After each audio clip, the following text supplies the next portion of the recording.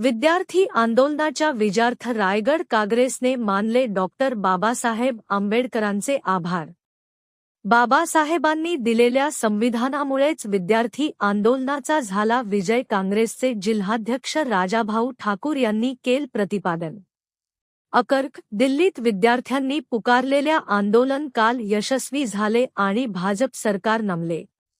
विद्यार्थी आंदोलनाचा विजय हा डॉक्टर बाबासाहेब आंबेडकरांनी दिलेल्या संविधानामुळे झाल्याची प्रतिक्रिया काँग्रेसचे रायगड जिल्हाध्यक्ष राजाभाऊ ठाकूर यांनी दिली।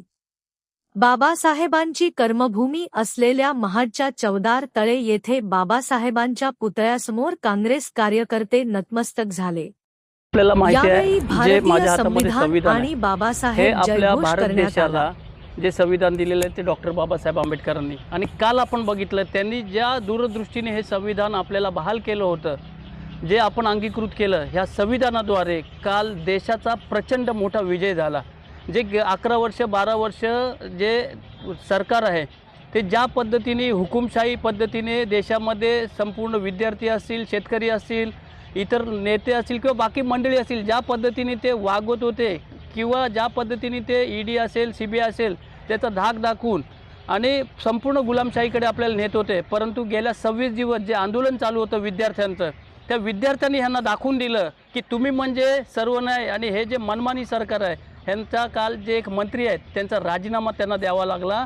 आणि ही जी लोकशाही आपल्याला संविधानाद्वारे बाबासाहेबांनी दिली ही आपली जिवंत आहे, ह्याचं काल आपल्याला फार मोठं उदाहरण अख्ख्या देशामध्ये बघितलं। संपूर्ण देशामध्ये आज आनंदोत्सव साजरा आहे आणि ह्यांना आता ही जी ह्यांनी हुकुमशाही चालवली ही ह्यांना थांबवावीच लागेल।